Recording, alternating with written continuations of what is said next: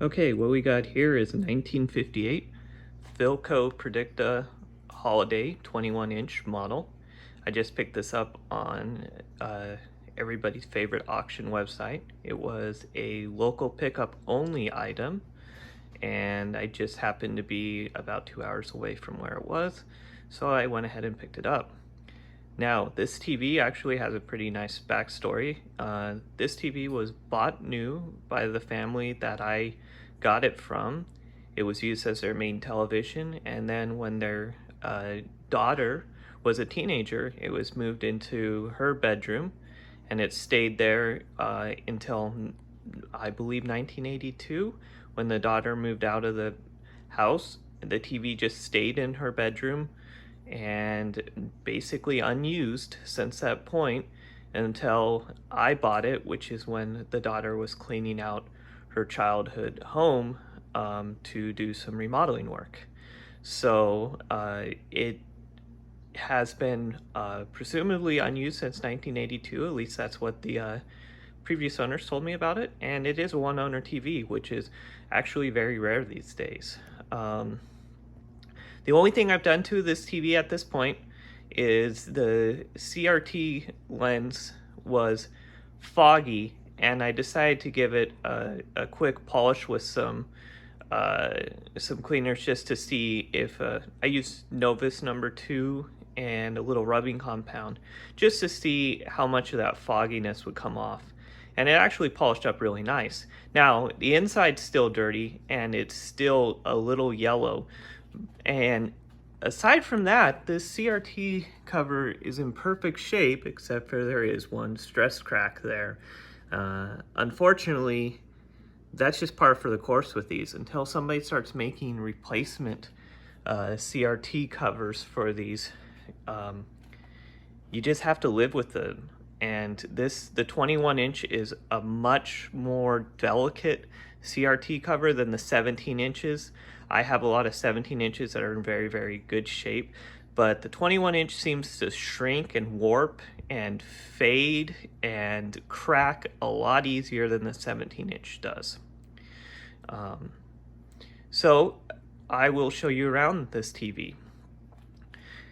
Now, the cabinet's in really nice shape. There is a couple of dings in this bright work on the face, but otherwise appears to be really nice. The antenna is missing, unfortunately, but this does have UHF, and having UHF is actually pretty rare. This is the first one that I have that actually has UHF. On the top, you'll see there is a service tag there, but that's from me. I have so many televisions here, and some of them are customers, some of them are my own. I put a service tag on everything I have, and I put whether I own it or who owns it, along with anything that I find out about the television, like CRT condition, problems I run into, whether or not I have service info on file like SAMs or riders. I mark that all down on my tag. It just helps me keep track of the televisions, as I have probably 150 or 200. So this has not been powered on, and I'm thinking it's complete and it looks to be in pretty good shape, so I might actually do that in this video or the next video just to get a baseline and kind of see how it works. Maybe it works just fine, but even if it does, I'm still going to want to tear it down and change the capacitors and stuff. Now, even though this stayed inside its whole life in a bedroom, the bright work is starting to pit.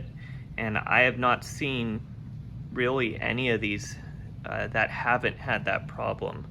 So, but it's as nice as I can get. I can polish that up a little bit and see if it comes out at all. But the plating is so very thin on those that if you polish them hard at all, it will just wear right off. The CRT base is actually in pretty nice condition for this, very light pitting, but I can clean that up a little bit as well. Aside from that, I think that this is a pretty good project. I look forward to doing some work on this. One other thing I'd like to point out, and this is something that I've seen a lot on Shango's videos and stuff is take a note of where your brightness controls are on your CRT. This one is exactly in the middle, and I can tell that's where this is sat because it's very dusty.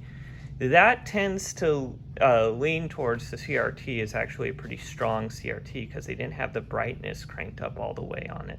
The other thing is, if this was a color television, you could go in the back and check the positions of the guns. Are the red, green, and blue, are any of them cranked up all the way, or are they all cranked up all the way?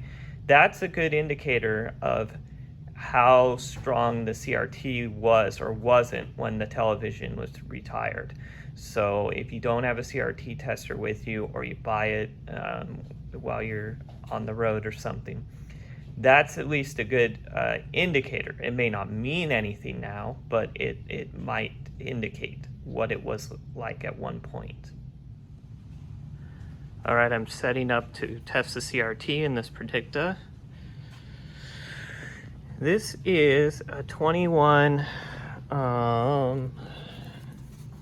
it is the 21 FDP4.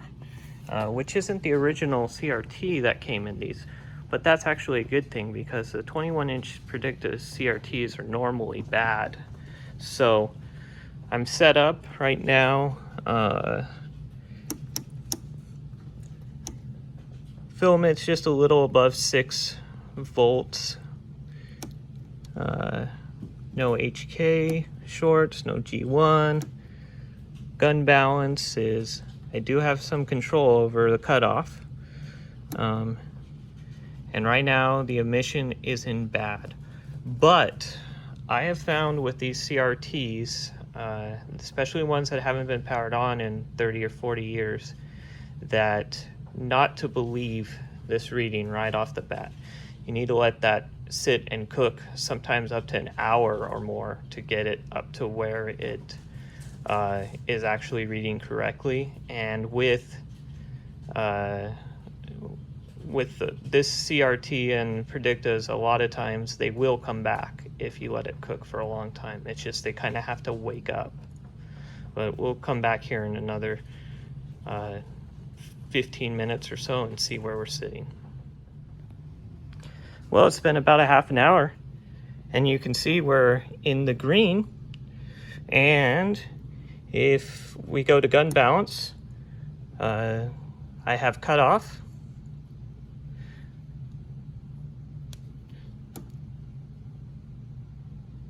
And really good. No shorts or anything.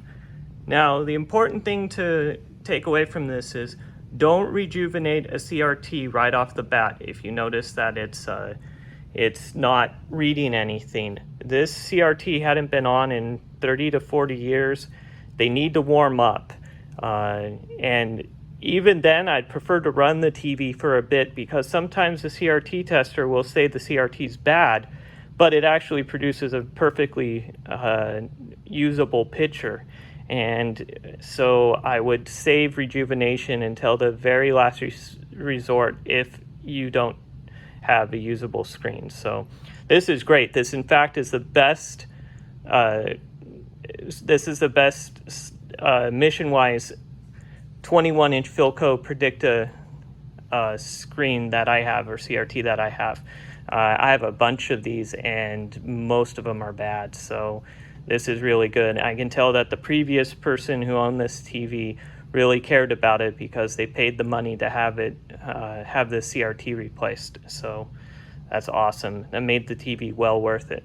And obviously UHF. That's cool. This is the first one I've got with UHF too. So anyways, thanks.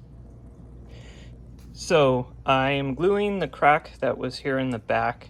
What I did is I cleaned it up the best I could and tried to get it to fit, the two sides fit nicely together. Then I filled it up using some of this Elmer school glue. This works really good on this these backs.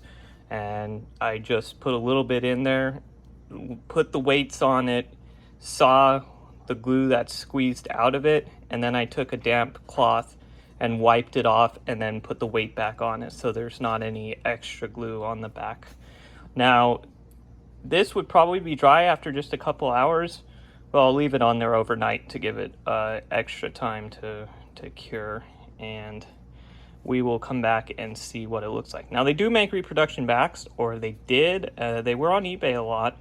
I'm not sure if they're still on there or not. I could buy a reproduction back for this, but I'd prefer not to because this has its original decal from where it was bought, which was right there out of Empire, California. So I'd like to keep this back with the TV, even if it's not exactly perfect. I'd like to keep it there. All right, so the back is off the TV.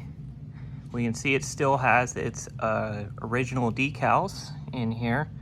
It's rather dusty. I don't really have a light, but this is just kind of the first look inside. We can see that the back, the cable was broken off, and there was a little crack in the back as well. Probably somebody was working on this, had the back dangling off of this thing, and it got hung up and cracked. Also, right up here, there was a crack in the wood where this screw goes in. So I put a little wood glue in it, clamped it up to keep it in place. So here's the repair on the back. It's pretty good. I mean, you really can't tell that it's cracked, but the most important part about this is the fact that the back is now sturdy and strong.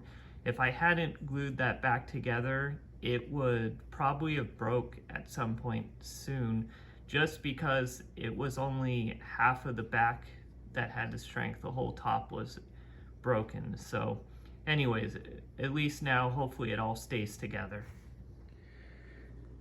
All right, we're going to give this a go. We're going to try to power this up. Right now I'm at 86 volts and nothing, so let's see. Oh, we're getting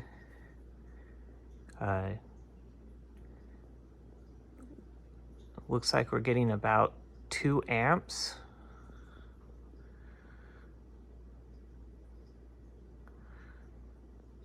Oh, we have smoke.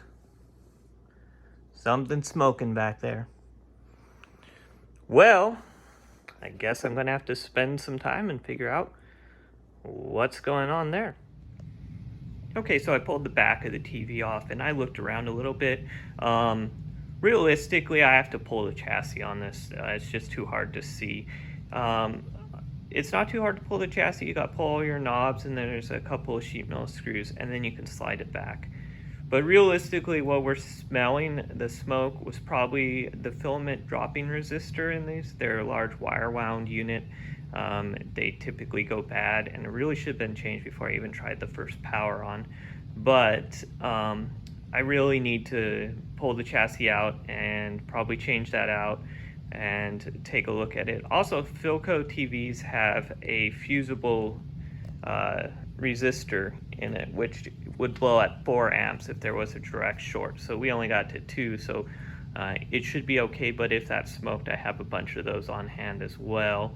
It could also be the thermistor, but that will probably be another day, just because I really need to get some more free time and pull this out and check it out. But if I do get that done here in the next couple of weeks, I'll make a short update video showing what I did and see if we can try a second power on with this set and just kind of see if it comes alive or not. And after that, then I'm going to be planning on doing a full restoration. But that's going to be a little ways down the line, but hopefully not too far, maybe a couple of months. But anyways, I hope you all are well, and thank you for watching my videos.